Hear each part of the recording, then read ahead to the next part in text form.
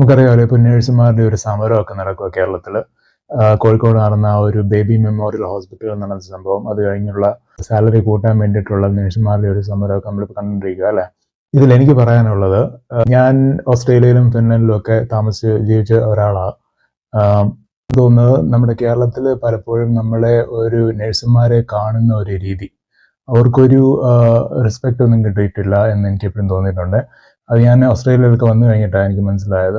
ഇവിടെ കേരളത്തിൽ നിന്ന് വരുന്ന നഴ്സുമാരെന്നൊക്കെ പറഞ്ഞാൽ ഇവിടെ ഭയങ്കര ഡിമാൻഡിലുള്ള ആൾക്കാരാണ്. നാട്ടിലുള്ളവർക്ക് അറിയാവുന്ന എനിക്കറിയത്തില്ല, ഈ പുറം രാജ്യങ്ങളിൽ വെസ്റ്റേൺ കൺട്രീസിലുള്ള മലയാളി നഴ്സുമാരെന്ന് പറഞ്ഞാൽ വൺ ഓഫ് ദി ബെസ്റ്റ് ആയിട്ട് അവർ കാണുന്നത്. പല കൺട്രീസും കേരളത്തിൽ നിന്ന് എക്സ്ക്ലൂസീവായിട്ടൊക്കെ നഴ്സുമാരെ ഹയർ ചെയ്യുന്നുണ്ട്. അപ്പോൾ പുറത്തൊക്കെ ഇവർക്ക് ഇത്ര ഡിമാൻഡ്, നമ്മുടെ നാട്ടിൽ ഇവർക്ക് ആ ഒരു ഇമ്പോർട്ടൻസ് എന്തുകൊണ്ടാണ് കൊടുക്കാത്തതെന്ന് എനിക്ക് പലപ്പോഴും തോന്നിയിട്ടുണ്ട്.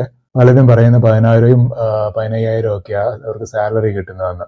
നമ്മൾ ഓസ്ട്രേലിയയിലെ നഴ്സുമാരുടെ സാലറി എടുക്കുകയാണെങ്കിൽ ഏതാണ്ട് ഒരു 6 ലക്ഷം വരെ ഒക്കെ ചിലപ്പോൾ പോകും. ഫിൻലൻഡിൽ ഇത് കുറച്ച് കുറവാണ്. ഫിൻലൻഡ് UK ഒക്കെ ഏതാണ്ട് 2-നും 4 ലക്ഷത്തിനും ഇടയ്ക്കാണ് നഴ്സുമാരുടെ സാലറി. അമേരിക്കയിലാണെങ്കിൽ ഇത് 5 ലക്ഷത്തിൽ കൂടുതലും 5-നും 6-നും ഇടയ്ക്കായിട്ടൊക്കെ വരും. അപ്പോൾ നമ്മൾ ഈ ഒരു കൺട്രീസുമായിട്ടൊക്കെ കമ്പയർ ചെയ്യുമ്പോൾ എന്തുമാത്രം കുറവായി അവർക്ക് സാലറി കിട്ടുന്നത് നമ്മൾ ഒന്ന് ആലോചിച്ച് നോക്കണം. പിന്നെ പലരുടെയും വിചാരം നഴ്സുമാരെന്ന് പറഞ്ഞാൽ ഭയങ്കര ഈസി ജോബാണ്, ഡോക്ടർമാരുടെ അസിസ്റ്റൻസ് ആയിട്ടൊക്കെയാണ് ഇവർ കാണുന്നത്. ഡോക്ടർ ഇപ്പോൾ ഒരു അസുഖം ഡയഗ്നോസ് ചെയ്യുന്നു, ട്രീറ്റ്മെന്റ് തീരുമാനിക്കുന്നു. പക്ഷേ നഴ്സുമാർ വേണ്ടേ അത് നടപ്പിലാക്കാൻ. അവരവർക്ക് കൃത്യമായിട്ട് മരുന്ന് കൊടുക്കണം, പിന്നെ അവരെ മോണിറ്റർ ചെയ്യണം, പിന്നെ എന്തെങ്കിലും എമർജൻസി വരുവാണെങ്കിൽ ഫസ്റ്റ് റെസ്പോൺസ് കൊടുക്കണം. അതുപോലെ തന്നെ ഇവരുടെ സഫറിങ് ഒക്കെ കാണേണ്ടത് നഴ്സുമാരല്ലേ. അപ്പം ഇത്രയും ഒരു ഫിസിക്കലി ആൻഡ് മെന്റലി ഡിമാൻഡിങ് ആയിട്ടുള്ള ഒരു ജോബാണ്. അപ്പം നമ്മൾ അതിനനുസരിച്ച് ഇവർക്ക് സാലറി കൊടുക്കേണ്ടത് അത്യാവശ്യമല്ലേ. പിന്നെ പഠിക്കുന്ന കാര്യം പറയുകയാണെങ്കിൽ ഇത് അത്ര ഈസി ആയിട്ട് പഠിച്ചെടുക്കാൻ പറ്റിയ ഒരു കോഴ്സും അല്ല. പിന്നെ എക്സ്പെൻസ് നോക്കുകയാണെങ്കിൽ പലരും പറയുന്നത് 10 ലക്ഷവും 12 ലക്ഷവും ഒക്കെ കൊടുത്താൽ ഇവർ ഈ കോഴ്സ് ചെയ്യുന്നതെന്ന് പറയുന്നു. അപ്പോൾ ഇവർ ഇതെല്ലാം കൂടെ എവിടെ കൊണ്ട് എങ്ങനെ മുതലാക്കും എന്നാണ് പറയുന്നത്. അപ്പോൾ വേണം ചോദിക്കും ഇവർക്കൊക്കെ അങ്ങ് പുറത്ത് പോയാൽ പോരാന്ന്. അത് ശരിയാ, പലരും പുറത്ത് തന്നെയാണ് പോകുന്നത്. പുറത്ത് പോയാൽ നല്ല ശമ്പളമൊക്കെ കിട്ടുന്നുണ്ട്.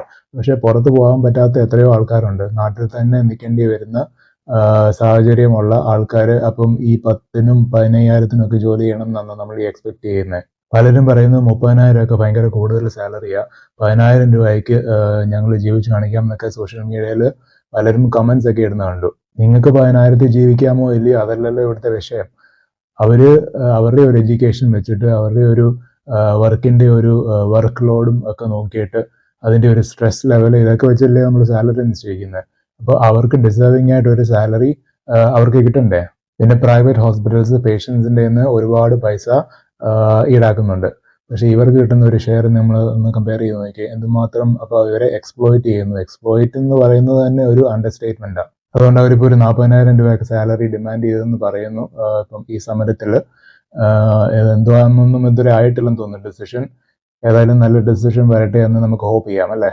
അപ്പോൾ ഈ ഒരു വിഷയത്തെക്കുറിച്ച് എന്താണ് നിങ്ങളുടെ ഒരു അഭിപ്രായം? നഴ്സുമാർക്ക് ഇത്ര സാലറി കൊടുക്കേണ്ട ആവശ്യമുണ്ടോ, അതോ ഇത് വലിയൊരു ജോബായിട്ട് പലരും കാണുന്നില്ലയോ? എന്താണ് നിങ്ങളുടെ ഒരു അഭിപ്രായം?